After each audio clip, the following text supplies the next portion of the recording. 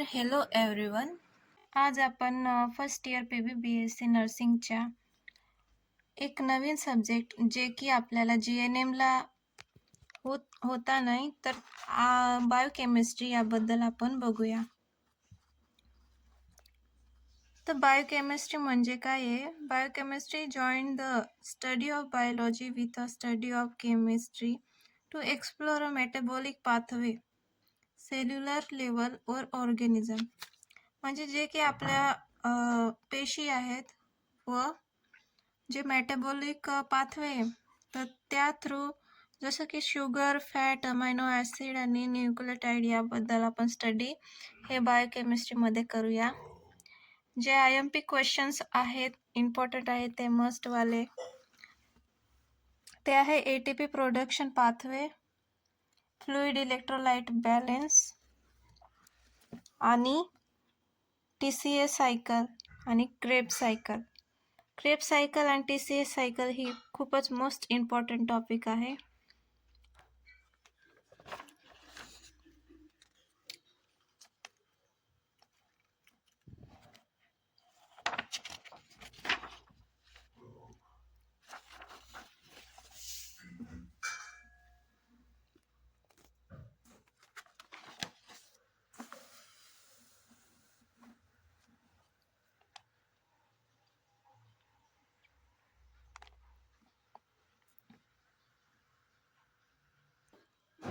तर बघूया आपण कोणकोणते टॉपिक किंवा युनिट्स आहेत बायोकेमिस्ट्रीमध्ये, त्याबद्दल आपण शॉर्टमध्ये एकदा लुकआउट करून घेऊया. First introduction बायोकेमिस्ट्रीचा.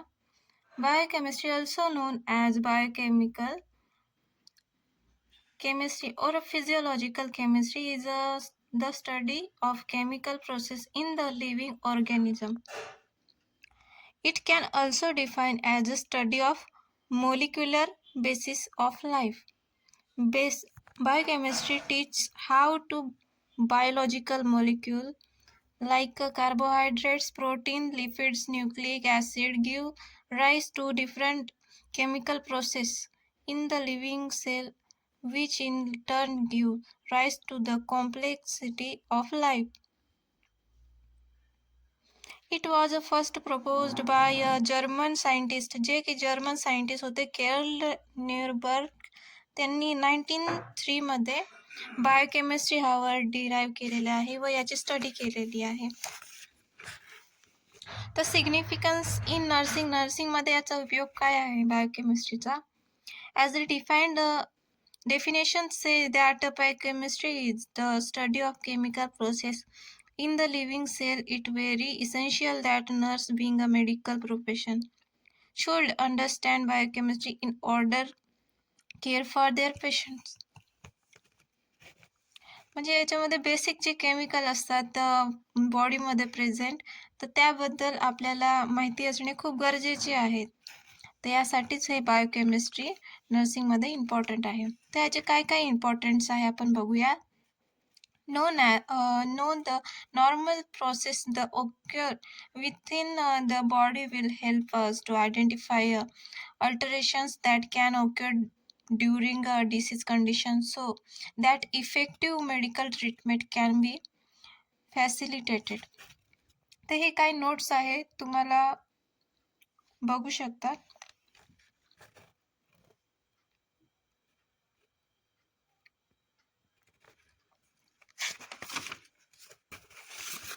तर बायोकेमिस्ट्रीमध्ये सेलचे पण क्वेश्चन्स हे येतात, जे की आपण फर्स्ट इयरमध्ये ॲनाटॉमीमध्ये आपण शिकलेले आहोत.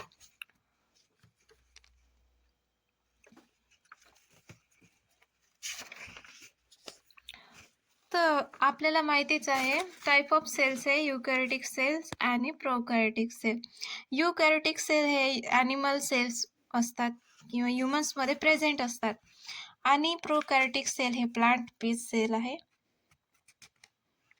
हे प्लांट्समध्ये ते असतात. युकॅरियोटिक सेल आणि प्रोकॅरियोटिक सेलचं तुम्हाला माहितीच आहे. युकॅरियोटिक सेल्स आर दोज सेल हे त्याच्यात ट्रू न्यूक्लियस असतात, जे की हे इथे तुम्ही बघू शकतात ह्याच्यात डायग्राम्समध्ये. तुम्हाला दुसरी डायग्राम्स दाखवते. हे वाला बघू शकता, दिस इज अ न्यूक्लियस. तर मग हा ट्रू न्यूक्लियस आहे. आणि प्रोकॅरियोटिक सेलमध्ये न्यूक्लियस प्रेझेंट असतो किंवा नसतो.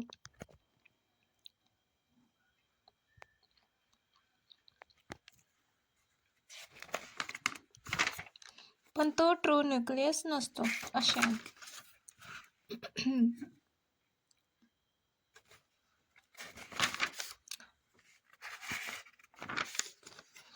स्टडी मायटोकॉन्ड्रियाचे पण क्वेश्चन येऊ शकता.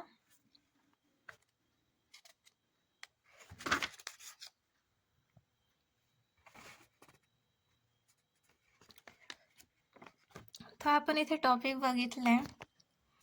तर त्याच्यात जे इंट्रोडक्शनमध्ये आहे, जे इम्पॉर्टंट ऑफ बायोकेमिस्ट्री नर्सिंग हे क्वेश्चन येऊ शकतं.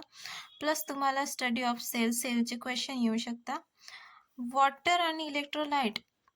तर वॉटर इलेक्ट्रोलाइट डिस्ट्रीब्युशन कशा प्रकारे केलेलं आहे ह्युमन बॉडीमध्ये. ECF आणि ICF म्हणजे इंट्रासेल्युलर आणि एक्स्ट्रासेल्युलर आणि इंट्रासेल्युलर जे काय सांगता फ्लुइड बॅलन्स इम्बॅलन्स, तर त्याच्याबद्दल स्टडी आहे. Water and fluid balance, electrolyte distribution आणि फंक्शन, त्याचे काय काय फंक्शन्स आहेत बॉडीमध्ये ते. डिहायड्रेशनचे कॉजेस आणि कॉन्सिक्वेन्सी, इलेक्ट्रोलाइट इम्बॅलन्सच्या वेळेस काय करावे, मॅनेजमेंट वगैरे ते.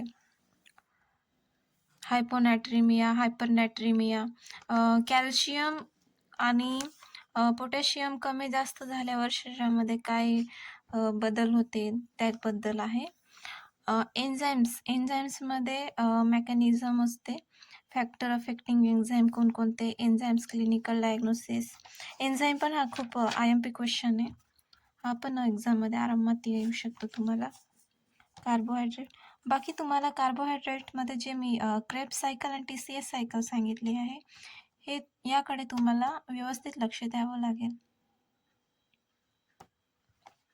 ओके, एवढं ऐकल्याबद्दल धन्यवाद. चांगलं वाटलं असेल तुम्हाला ही इन्फॉर्मेशन तर लाईक अँड सबस्क्राईब करा मित्रांनो.